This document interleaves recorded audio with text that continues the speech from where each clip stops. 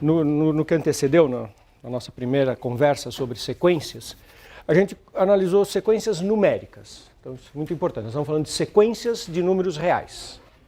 Tá? Qual que é o nosso interesse com as sequências? Nós vamos usar as sequências daqui a pouco para construir séries numéricas. Nesse primeiro momento, estamos entendendo como é que as sequências funcionam. O grande conceito é saber quando é que uma sequência é convergente. E eu uso essa palavra convergente para sequências que têm um limite quando o n tende a infinito. O n é o indexador da sequência, é o número que sempre um número inteiro positivo, um número natural, que nos diz a posição do número na sequência. Quando esse indexador vai para infinito, quando a sequência avança em direção ao infinito, eu digo que a sequência é convergente se ela tem um limite, se esse limite é um número real, se esse limite é finito. Aí eu digo que a sequência é convergente. Qualquer outra coisa que ocorra, nós vamos dizer que a sequência é divergente. O que pode ser essa qualquer outra coisa? O limite pode ser infinito. A gente costuma dizer que um limite infinito existe, a sequência tende para infinito. As nossas frases respeitam a existência de um limite. O limite é infinito, mas eu vou dizer que a sequência é divergente. Convergente só para limite finito. Então, se o limite for mais infinito, ela é divergente. Se o limite for menos infinito, ela é divergente. Se ela não tiver um limite, se ela oscilar entre diferentes valores, também vai ser divergente. Então, sequência convergente é aquela que tem um limite quando o n tende a infinito, e esse limite é um número real finito. Ok? Bom, nós discutimos 3 aspectos teóricos, conceituais básicos. Primeiro, foi um conjunto de regras operacionais, que são todas verdadeiras porque a estrutura lógica da definição de limite é a mesma da estrutura lógica da definição de limite de funções. É a mesma estrutura lógica das definições de limites anteriores que vocês conhecem dos cálculos anteriores. E, portanto, as propriedades operatórias são as mesmas. Eu escrevi aqui algumas, né? Limite da soma, limite do produto, do quociente. Então, se você tem 2 sequências, uma tem limite 10, outra tem limite 11, e se você somar as duas, vai ter limite 10 mais 11, 21. Coisas análogas para produto, para quociente, com as mesmas regras dos limites anteriores. Quociente, o limite do denominador tem que ser diferente de 0.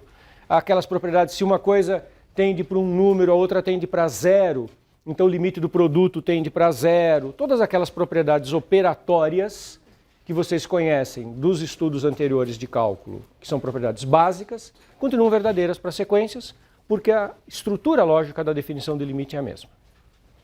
Esse é o primeiro ponto. Coisas que são mais específicas para sequências. Uma é remeter o limite de sequências para limite de funções. Se você tem uma sequência que ela coincide com uma determinada função calculada só nos n. Então pensa numa função que é definida para variável real x. Ela é definida para todos os valores reais de x. Mas você olha essa função calculada apenas nos naturais. O valor da função é f de 1, f de 2. Pensa assim, seno de x. Vamos olhar só agora seno de n. Só seno calculado no 1, no 2, no 3. Não é mais a função seno. É uma sequência definida usando a função seno. Se a função em questão tiver um limite, a sequência tem o mesmo limite. É natural isso, né? Se a função, quando você considera com todas as variáveis reais, com x percorrendo r, se a função tem um limite, se ela carrega esses valores por um certo valor limite, quando você pegar apenas uma sequência parcial, vai junto para o mesmo valor do limite. Isso é uma estratégia, que a gente já vai fazer várias aplicações disso em seguida, é uma estratégia extremamente útil. Não resolve todos os problemas. Eu vou fazer alguns exemplos em que vocês vão perceber o problema. E teorema de existência, que é um teorema importante, que se você sabe que se uma sequência é crescente e se ela é limitada superiormente, é uma sequência que sempre avança para a direita quando você representa na reta real. Ela está sempre indo para a direita. Mas tem uma barreira, ela necessariamente se acumula em algum ponto. E claro, vale um resultado análogo se a sequência for decrescente, limitada inferiormente, ela também é uma sequência convergente. Esse é um resultado que vai nos ajudar muito em várias situações. Primeiro comentário que eu queria fazer sobre aquelas propriedades operatórias iniciais. Tem uma coisa que é sutil e que às vezes a gente faz confusão com essa história da propriedade, por exemplo, do limite. Então, já vou começar com dois exemplos.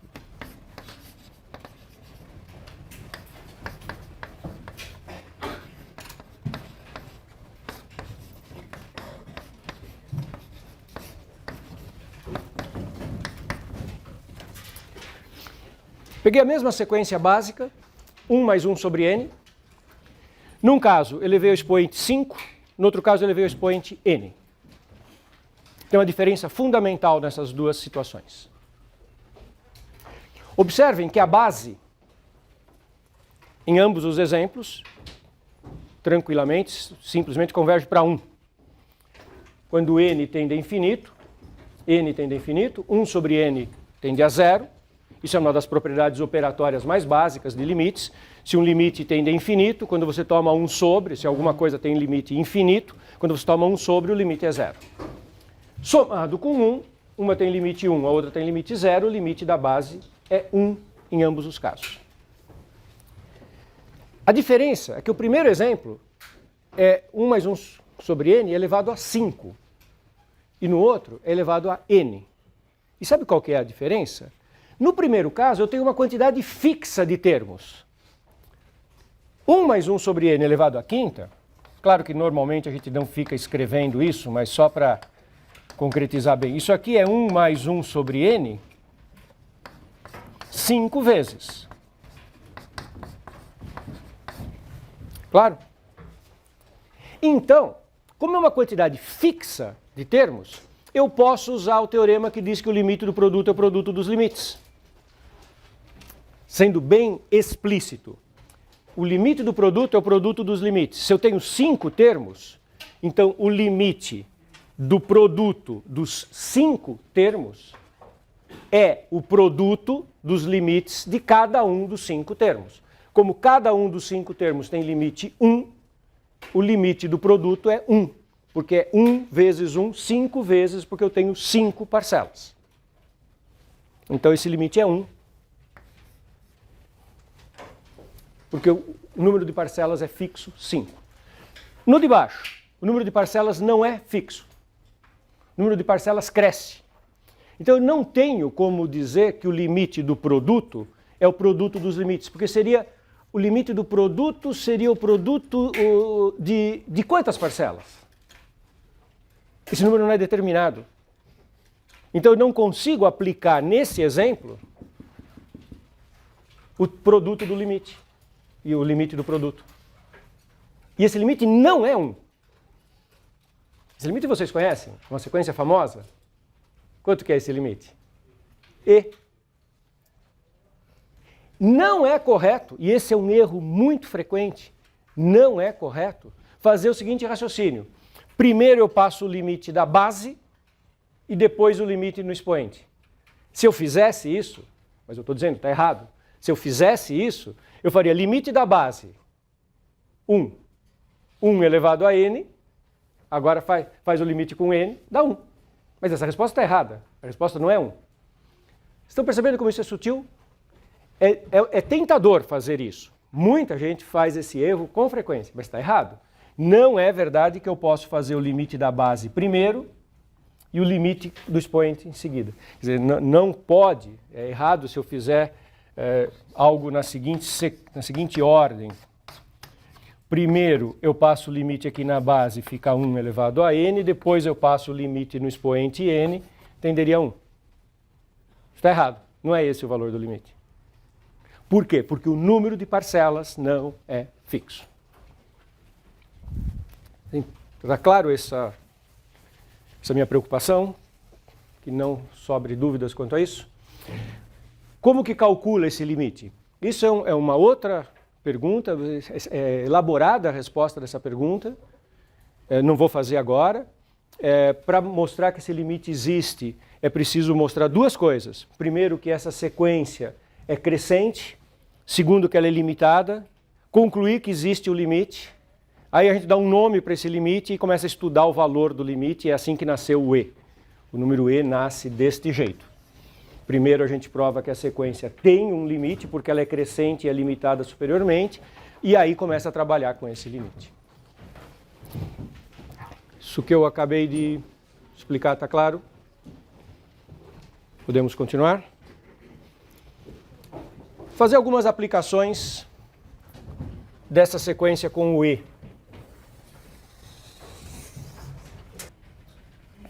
Bom, observem que essa expressão é igual a n mais 1 sobre n elevado a e. Só somar as duas frações que estão ali dentro. N mais 1 elevado a n. Então isso também tem limite e. Esse é um limite que a gente precisa ter registrado na cabeça, que aparece o tempo inteiro, e a gente não vai voltar para fazer essa análise.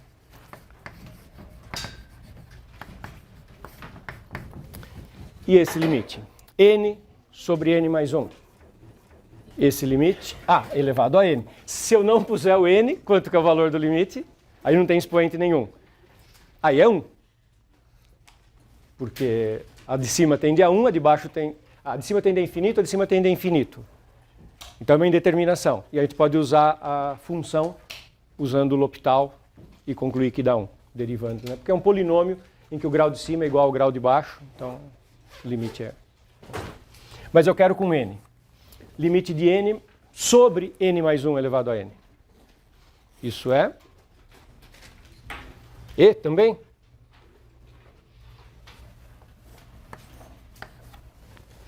Um sobre e. É só escrever que aquilo é 1 sobre aquilo. É só escrever que n sobre n mais 1 elevado a n é igual a 1 sobre n mais 1 sobre n. Inverti duas vezes. Inverso do inverso é o próprio termo. Então, eu inverti e inverti. Agora, como não tem indeterminação nenhuma, é a história das propriedades operatórias básicas do limite. Esse quociente tende a 1, porque é constante igual a 1. Esse denominador tende a e.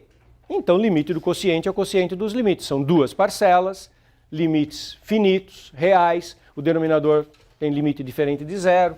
Se quiser ainda um pouquinho mais de detalhe, 1 elevado a n, que é sempre 1. N mais 1 sobre n elevado a n, cai num caso de operação básica de limite do quociente, que é o quociente dos limites. Esse limite é 1, esse limite é e, então é 1 sobre e.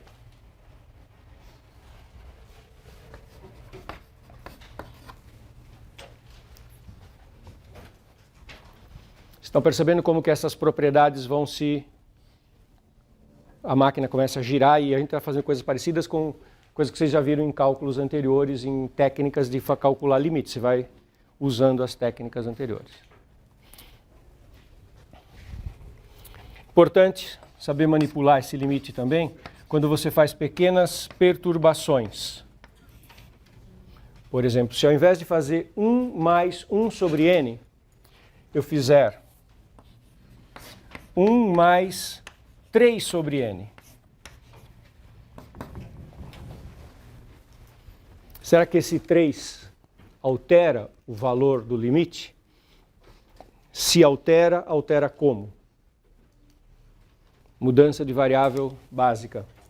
Eu gostaria que aqui tivesse 1 sobre n, para cair no limite fundamental. Certo? Eu gostaria de voltar para cá. Para cá tem que ser 1 mais 1 sobre n. Então eu vou fazer uma mudança de variável, para que isso fique 1 sobre a variável m. Então o que eu quero é que o 3 sobre n, na verdade, seja 1 sobre uma variável inteira, que eu não vou chamar de n, vou chamar de m.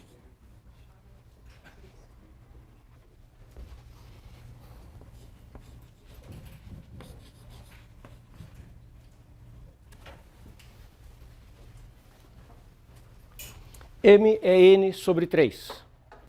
Esse m pode até não ser inteiro, não tem importância, é uma variável. O que me importa é que isso me permite escrever limite.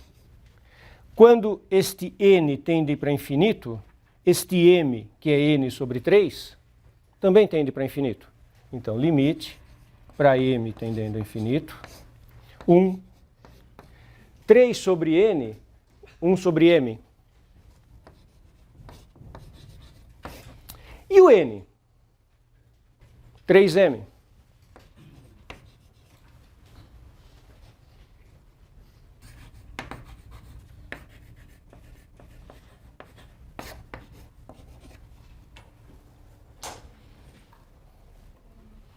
Como o expoente é 3m, eu posso escrever m e 3 multiplicativos.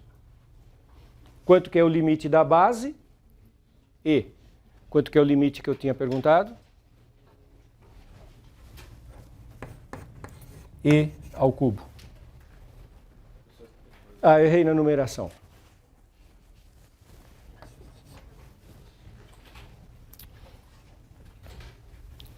Estamos juntos, isso tudo está fazendo sentido? Alguém tem alguma dúvida? Quer fazer alguma pergunta? Mais um exemplo nessa família aí que lembra as coisas do E.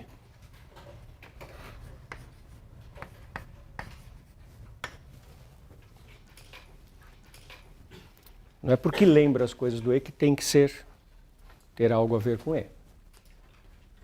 Desculpe, aqui não é M, é N, é o mesmo natural.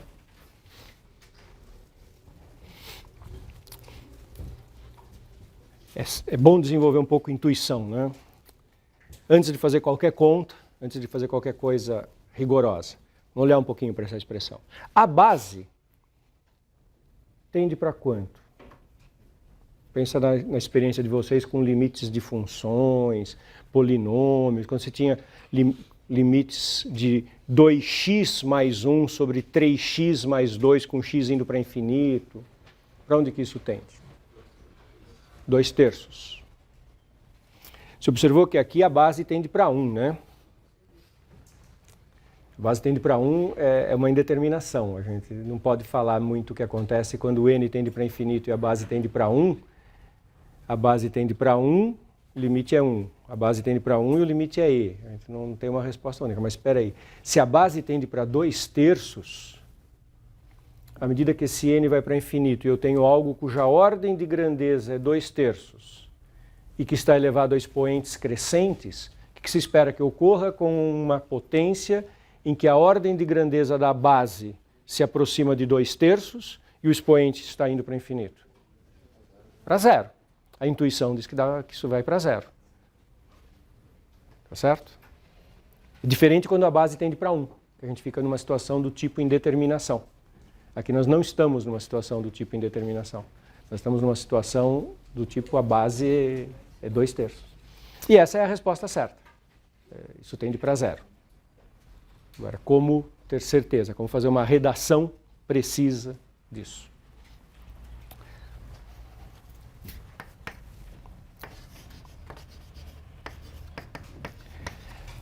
Vocês se lembram como é que você fazia para ter uma redação precisa quando você estava trabalhando com variável contínua? Já se alguém quiser, pode pegar a f de variável contínua aqui, usar o item 2 ali do início, que vai dar certo. Mas não precisa, a gente pode resolver isso cuidando da seguinte forma. Você coloca o 2n em evidência, aí isso fica 1 mais 1 sobre 2n.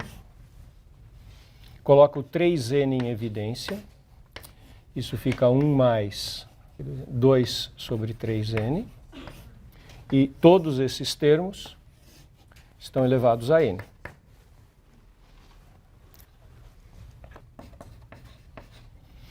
Esse n cancela, você tem uma base 2/3 elevado a n,